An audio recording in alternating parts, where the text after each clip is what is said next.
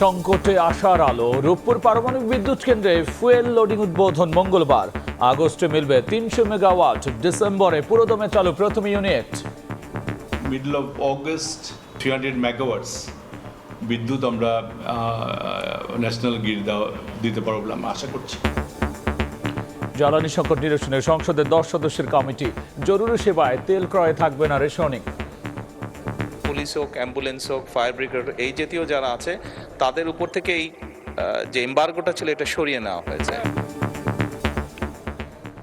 দেখছিলেন প্রধান শিরোনাম। সন্ধ্যার সময়ে সঙ্গে আছি আমি গোলাম রাব্বে। এবার অন্যান্য শীর্ষ সংবাদ। শুল্কমুক্ত গাড়ি পাবেন না এমপিরা। সংসদে বিল পাস। প্রকল্পে ব্যয় সাশ্রয়ী হওয়ার নির্দেশনা প্রধানমন্ত্রীর। একনেক সভায় 14 প্রকল্প অনুমোদন। রাজধানী বাড্ডা থেকে ঢাকা বিশ্ববিদ্যালয়ের ছাত্রীর মরদেহ উদ্ধার। চিরকুটের সূত্র ধরে পুলিশ হেফাজতে নাট্যকলা বিভাগের শিক্ষক ও সহপাঠী। যুক্তরাষ্ট্রে বাংলাদেশের 2 শিক্ষার্থী হত্যায় ক্ষুব্ধ প্রবাসীরা। গ্রামের বাড়িতে শোকে স্তব্ধ স্বজনেরা। সুষ্ঠু তদন্ত বিচার আহ্বান পররাষ্ট্র প্রতিমন্ত্রীর।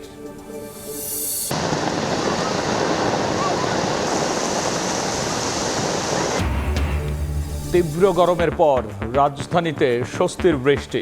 বজ্রপাতে 7 জেলায় 13 জনের মৃত্যু। বছরে প্রায় 300 প্রাণহানির পরও প্রতিরোধে নেই পরিকল্পনা।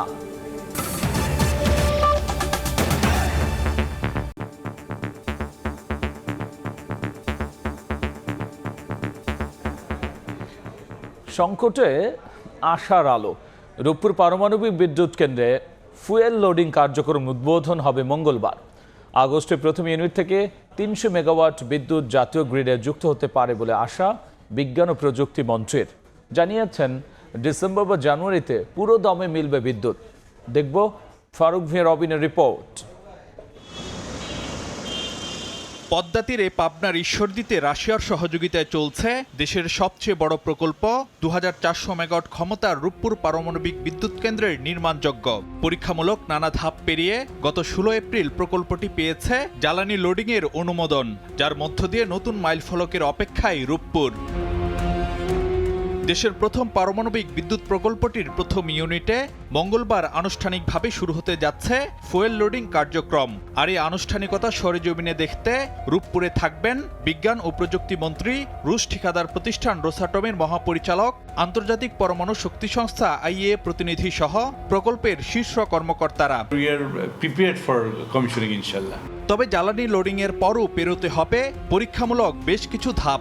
এরপর সব ঠিক থাকলে আগস্টের মাঝামাঝিতে জাতীয় গ্রিডে মিলতে পারে রূপপুরের 300 মেগাওয়াট বিদ্যুৎ। পর্যায়ক্রমে চলতি বছরের ডিসেম্বর কিংবা আগামী বছরের জানুয়ারিতে রূপপুরের প্রথম ইউনিট থেকে পুরোদমে বিদ্যুৎ পাওয়ার আশায় নীতি নির্ধারকরা। 15 দিন লাগবে ফুয়েল লোডিংটা, আবার বাকি 15 দিন লাগবে টেস্টিংটা। So all together almost 30 days। 2-4 megawatt করতে করতে it will take around 2 months. Let's say middle of August or 3rd week of August আমরা আল্লাহ চাইতো 300 মেগাওয়াটস বিদ্যুৎ আমরা দিতে পারবো বলে আমরা আশা করছি। End December or first week of January 2027 আমরা 1000+ মেগাওয়াট আল্লাহ চাইতো ন্যাশনাল গ্রিড দিব ইনশাআল্লাহ। এরপর পুরোদমে চলবে দ্বিতীয় ইউনিটকে উৎপাদনে আনার প্রক্রিয়া। নীতি নির্ধারকদের আশা আগামী বছরই মিলবে রূপপুরের দ্বিতীয় ইউনিটের বিদ্যুৎও। সেকেন্ড রিয়েক্টর যেটা ওইটা ফুয়েল লোডিং শুরু হবে sometime June of 2027। By 2027 August September আমরা পুরোপুরি 2200 মেগাওয়াট আশা করি আল্লাহ চাইতো ইফ গোজ এভরিথিং রাইট দিতে পারবো। নীতি নির্ধারকরা বলছেন উভয় ইউনিট পুরোদমে উৎপাদনে আসলে দেশে সরবরাহ বিদ্যুতের 10 থেকে 12% যোগান দিতে পারবে রূপপুর। ফারুক ভিয়া রবিন, সময় সংবাদ, ঢাকা। এমপিদের শুল্কমুক্ত গাড়ির সুবিধা বাতিল করে বিল পাস হয়েছে সংসদে। পুলিশ, ফায়ার সার্ভিসের মতো জরুরি সেবার গাড়ির তেল কেনায় রেশনিং পদ্ধতি থাকছে না বলে জানিয়েছেন প্রধানমন্ত্রী তারেক রহমান। জ্বালানি সংকট নিরসনে সরকারি বিরোধী দলের সমন্বয়ে 10 সদস্যের বিশেষ কমিটি গঠন করেছে সংসদ। মাননীয় সদস্য মোহাম্মদ মুজিবুর রহমান। রোববার বিকেল 3:30টায় শুরু হয় সংসদ অধিবেশন। 36 বিধিতে দাঁড়িয়ে জ্বালানি সংকটে আইনশৃঙ্খলা বাহিনী যথাযথভাবে দায়িত্ব পালন করতে পারছে না বলে অভিযোগ করেন কুমিল্লার সংসদ সদস্য মনিরুল হক চৌধুরী। পুলিশকে যখন জিজ্ঞেস করেছি, পুলিশ বলেছে আমাদের তেল সংকট আছে, ডিউটির পরিমাণ কমে গেছে। এ সময় প্রধানমন্ত্রী তারেক রহমান বলেন, পুলিশ সহ জরুরি সেবায় নিয়োজিতদের জ্বালানি তেল ক্রয়ে রেশনিং পদ্ধতি বাতিল করেছে সরকার। এই বিষয়টি এরই মধ্যে আমরা অ্যাড্রেস করেছি। পুলিশ সহ এমার্জেন্সি বাহিনী যারা আছে, পুলিশ হোক, অ্যাম্বুলেন্স হোক, ফায়ার ব্রিগেড, এই জাতীয় যারা আছে, তাদের উপর থেকে এই যে এমবার্গোটা ছিল এটা সরিয়ে নেওয়া হয়েছে। এটা আরো 2 দিন আগে এই সিদ্ধান্তটি আমরা গ্রহণ করেছি, 2 দিন আগে এটি ক্লিয়ার করে দেওয়া হয়েছে। পরে জ্বালানি সংকট নিরসনে সরকারি এবং বিরোধী দলের সমন্বয়ে 10 সদস্যের বিশেষ কমিটি পাশ হয় সংসদে। বিশেষ কমিটি গঠন করা হোক। যারা এই প্রস্তাবের পক্ষে আছেন তারা হ্যাঁ বলুন। এমপিদের শুল্কমুক্ত গাড়ি সুবিধা বাতিল করে members of parliament remuneration and allowances সংশোধনী বিল উত্থাপন করেন আইনমন্ত্রী। সর্বসম্মতিতে সংসদে পাশ হয় বিলটি। বাংলাদেশ জাতীয় সংসদের সদস্যদের জন্য বিদ্যমান শুল্কমুক্ত গাড়ি সুবিধা বিলুপ্ত করার উদ্দেশ্যে এই বিলটি এই মহান জাতীয় সংসদে উপস্থাপন করা হলো। এদিন টেবিলে উত্থাপিত প্রশ্নোত্তর পর্বে সড়ক পরিবহন ও সেতুমন্ত্রী শেখ রবিউল আলম জানান, ফ্যাসিবাদী আমলের মেগা প্রকল্পের অনিয়ম দুর্নীতি নিয়ে তদন্ত চলছে দুদকে। হাসান ওয়ালি, সময় সংবাদ, ঢাকা। প্রকল্প গ্রহণে ব্যয় সাশ্রয়ী হওয়ার নির্দেশনা দিয়েছেন প্রধানমন্ত্রী তারেক রহমান। প্রকল্প জনবান্ধব কিনা বিবেচনায় রাখার পরামর্শ দিয়েছেন তিনি। সচিবালয়ে একনেকের বৈঠক শেষে কথা জানিয়েছেন পরিকল্পনা প্রতিমন্ত্রী জোনায়েদ সাকিব। রোববারের একনেক সভায় অনুমোদন পেয়েছে প্রায় 13,500 কোটি টাকার 14টি প্রকল্প। বিগত আওয়ামী লীগ সরকারের আমলে নেয়া মেগা প্রকল্পগুলোর দুর্নীতি নিয়ে ছিল ব্যাপক সমালোচনা। অর্থনীতির নাজুক পরিস্থিতির জন্য দায়ী করা হয় এসব মেগা প্রকল্পকে। অর্থনীতি পুনরুদ্ধারে দায়িত্ব নেওয়ার পর থেকেই সাশ্রয়ী প্রকল্পে মনোযোগী বিএনপি সরকার। রোববার সচিবালয়ে জাতীয় অর্থনৈতিক পরিষদের নির্বাহী কমিটি একনেকের সভায় প্রকল্প নেয়ার ক্ষেত্রে তা জনবান্ধব কিনা বিবেচনার পরামর্শ দেন প্রধানমন্ত্রী। সভা শেষে ব্রিফিংয়ে পরিকল্পনা প্রতিমন্ত্রী জানান, প্রকল্প ব্যয়ের ক্ষেত্রে সাশ্রয়ী হতে নির্দেশ দিয়েছেন সরকার প্রধান। মাননীয় প্রধানমন্ত্রীর নির্দেশটা খুব স্পষ্ট, সেটা হচ্ছে আমাদের সাশ্রয়ী হতে হবে ব্যয়ের দিক থেকে, 1 নম্বর। 2 নম্বর হচ্ছে যে ব্যয়গুলো কোন কোন খাতে হচ্ছে সেগুলো যৌক্তিকতা নির্ধারণ করতে হবে। 3 নম্বর হচ্ছে যে প্রকল্পগুলোই নেওয়া হয়েছে সামঞ্জস্যপূর্ণ কতটা। বৈঠকে উত্থাপিত 17টি প্রকল্পের মধ্যে 15টি নিয়ে আলোচনা হয়, আর অনুমোদন পেয়েছে প্রায় 13,500 কোটি টাকার 14টি প্রকল্প। 17টি প্রকল্পের মধ্যে 6টি নতুন প্রকল্প ছিল, 7টি সংশোধনী প্রস্তাব আছে, আর 4টি মেয়াদ বৃদ্ধির প্রশ্ন আছে। 15টি প্রকল্পের অধিকাংশই পাশ হয়েছে, কিন্তু শর্ত সাপেক্ষ কিছু বিষয় আছে, কিছু তদন্তের বিষয় আছে। প্রকল্প বাস্তবায়নে কেন দীর্ঘসূত্রিতা হয় সেটার ব্যাপারে তদন্ত করার জন্য বলা হয়েছে। এছাড়া সচিবালয়ে নতুন ভবন নির্মাণে ভিন্ন প্রস্তাবের কথাও জানান পরিকল্পনা প্রতিমন্ত্রী। ভিন্ন প্রস্তাবনা আছে। মুরসালিন হক জুনায়েদ, সময় সংবাদ, ঢাকা। সন্ধ্যার সময়ে আরও থাকছে।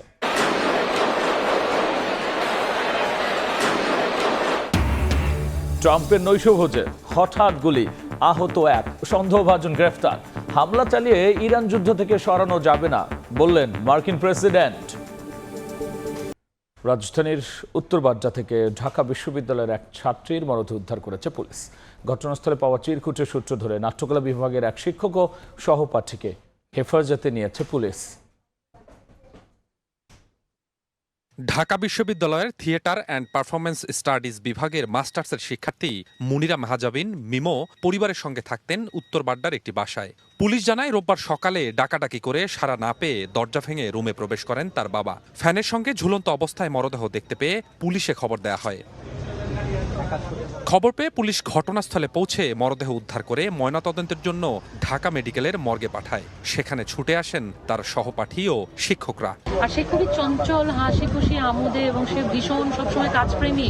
এটা বিচারের মাধ্যমে যারা ওর মৃত্যুর জন্য দায়ী তাদের আসলে সাজা হোক এবং সঠিক বিচার হোক। পুলিশ যখন আমাদেরকে সকল শিক্ষকের সাথে উনি কথা বলেছেন, উনি বলেছেন যে একটা চিরকুটে সেখানটায় আমাদের বিভাগের সহযোগী অধ্যাপক ডক্টর সুদীপ চক্রবর্তী, ওনার নামটা আছে, এবং পাশাপাশি ওরই একদম ক্লোজ ফ্রেন্ড সহপাঠী, একসাথে ওরা পড়াশোনা করতো, মেহানি, এই দুইজনকে ওনারা পুলিশ হেফাজতে ওনারা রেখেছেন, ওনারা প্রশ্ন করবেন। পুলিশ জানায় মরদেহের পাশ থেকে একটি চিরকুট উদ্ধার করা হয়েছে। সেখানে ঢাকা বিশ্ববিদ্যালয়ের থিয়েটার অ্যান্ড পারফরমেন্স স্টাডিজ বিভাগের এক শিক্ষক ও এক শিক্ষার্থীর নাম উল্লেখ রয়েছে। সেই সূত্র ধরে ওই শিক্ষক ও শিক্ষার্থীকে হেফাজতে নিয়েছে পুলিশ। আমরা একটা চিরকুট পেয়েছি এবং সেগুলো সমস্ত কিছুই আমি এখন আর তদন্তের স্বার্থে আগাতে পারছি না, আপনার কথা বলতে পারছি না। আমরা তদন্তের স্বার্থে কিছু জিনিস রাখছি, আমাদের ভিতরে রাখছি, আমরা আগাচ্ছি, এগুলোর সূত্র ধরে আমরা আগাচ্ছি।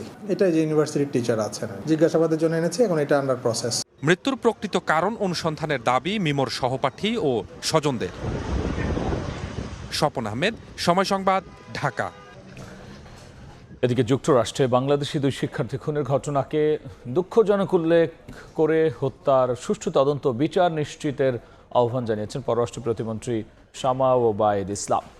সরকার দেশটির সব এজেন্সির সঙ্গে যোগাযোগ রাখছে বলেও জানিয়েছেন তিনি। নিহত জামিলের মরদেহ দেশে ফেরাতে কাজ করছে প্রবাসী কল্যাণ মন্ত্রণালয়। ছেলেটির ডেড বডি পাওয়া গেছে, আরেকজনের ডেড বডি এখনো পাওয়া যায়নি। অটোপসি করতে হবে, তাদের যে লিগাল কাজগুলো আছে এগুলো কমপ্লিট হলে আমরা দেখছি যত তাড়াতাড়ি সম্ভব রিপ্যাট্রিয়েশন করবো। যুক্তরাষ্ট্র ইনভেস্টিগেশনটা ভালো মতো করে, দ্রুততার সাথে করে, এবং যারা এই নৃশংস ঘটনা ঘটিয়েছে সেটা বের করে যেন তাদেরকে বিচারের আওতায় আনা। কালবৈশাখী ঝড়ে তাণ্ডব, বজ্রপাতের 7 জেলায় প্রাণ গেল 13 জনের। লন্ডভন্ড হয়েছে গাছপালা, বাড়িঘর, ক্ষতি হয়েছে ফসলেরও। এদিকে প্রচণ্ড গরমের মধ্যে রাজধানীতে হয়েছে স্বস্তির বৃষ্টি। তীব্র গরমের পর হঠাৎ এক পশলা বৃষ্টি জনমনে এনে দেয় স্বস্তি। গত কয়েকদিনের প্রচণ্ড তাপপ্রবাহের পর রোববার বিকেলের পর থেকে রাজধানীতে কালো মেঘে ছেয়ে যায় আকাশ। শুরু হয় মুষলধারে বৃষ্টি। গরমের পর আবহাওয়া ঠান্ডা হওয়ায় প্রশান্তি নেমে আসে নগর জীবনে। অনেকদিন গরম ছিল, তারপরে এখন এটা বৃষ্টিটা হওয়ার পরে জনমনে একটা স্বস্তির ব্যাপার এসছে। হঠাৎ করে বৃষ্টি আসলো, অনেক শান্তি পাচ্ছি। কাজে তো সমস্যা হচ্ছে, তারপর একটা প্রশান্তি।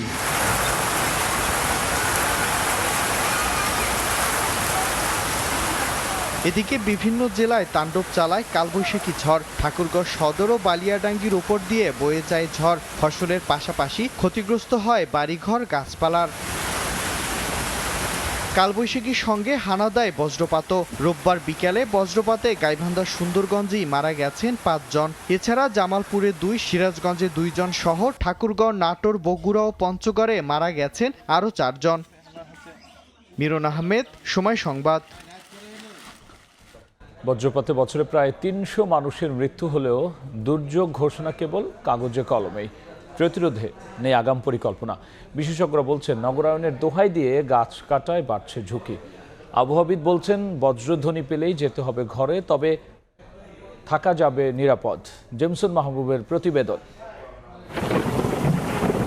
বজ্রপাত, মেঘে মেঘে ঘর্ষণের ফলে উৎপন্ন বিদ্যুৎ চমক।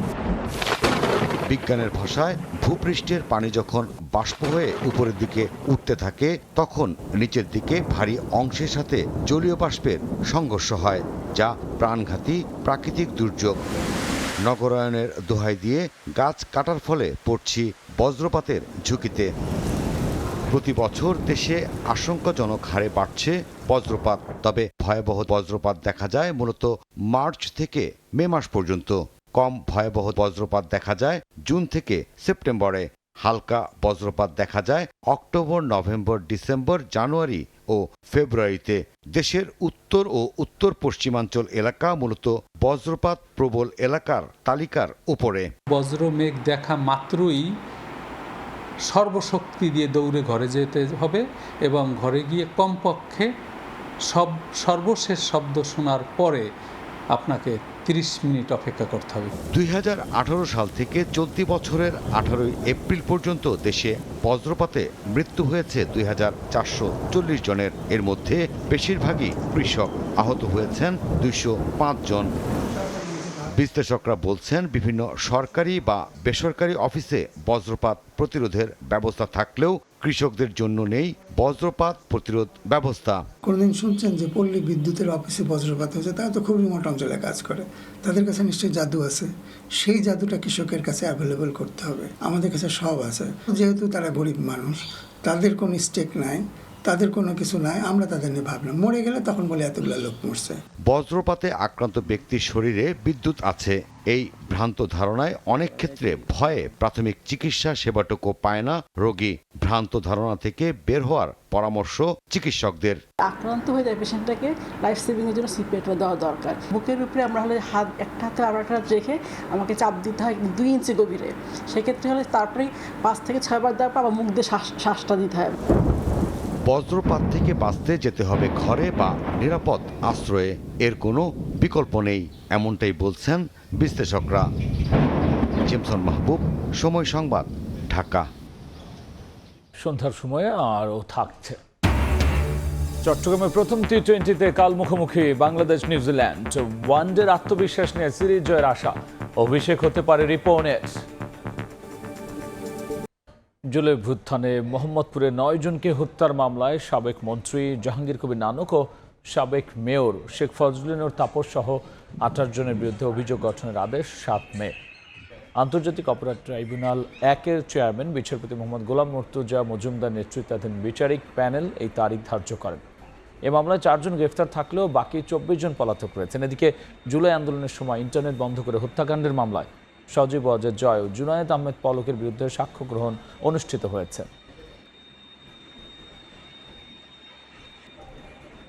যুক্তরাষ্ট্রের ওয়াশিংটন ডিসিতে প্রেসিডেন্ট ডোনাল্ড ট্রাম্পের নৈশভোজে গুলির ঘটনা ঘটেছে।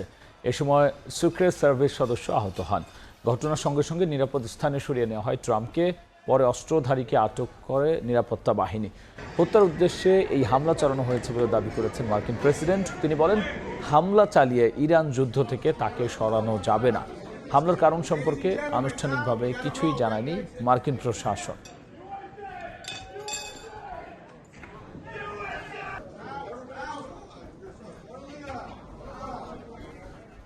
আলোচনার মাধ্যমে চলমান সংঘাত নিরসনে আগ্রহী ইরান। ত্রিদেশীয় কূটনৈতিক সফরের দ্বিতীয় পর্যায়ে ওমানে পৌঁছে এই কথা জানিয়েছেন দেশটির পররাষ্ট্রমন্ত্রী আব্বাস আরাকচি।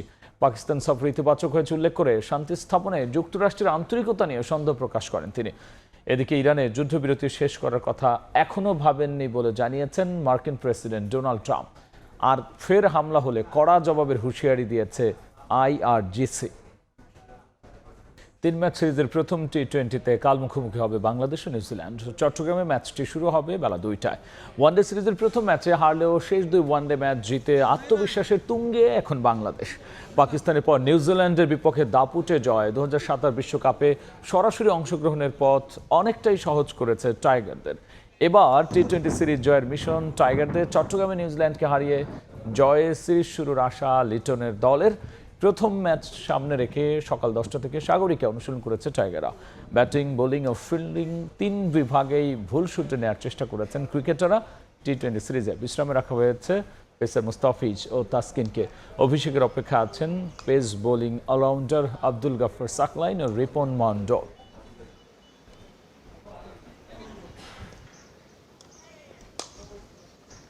এ পর্যায়ে শীর্ষ সংবাদ জানিয়ে দিচ্ছি আরও একবার। সংকটে আশার আলো, রূপপুর পারমাণবিক বিদ্যুৎ কেন্দ্রের ফুয়েল লোডিং উদ্বোধন মঙ্গলবার। আগস্টে মিলবে 300 মেগাওয়াট, ডিসেম্বরে পুরোদমে চালু প্রথম ইউনিট। শুল্কমুক্ত গাড়ি পাবেন না এমপিরা, সংসদে বিল পাস। প্রকল্পে ব্যয় সাশ্রয়ী হওয়ার নির্দেশনা প্রধানমন্ত্রীর। একনেক সভায় 14 প্রকল্প অনুমোদন।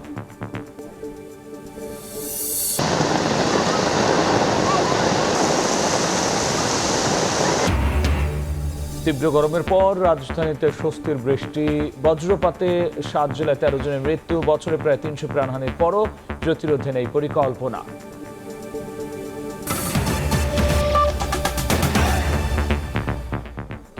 এই ছিল সন্ধ্যার সময়। এরপর জনপদের সময় নিয়ে যুক্ত হবেন সহকর্মী শবনব নিবিড়। রাব্বি, আপনাকে ধন্যবাদ। জনপদের সময় নিয়ে আসছে কিছুক্ষণ পরই, সঙ্গেই থাকুন সময়।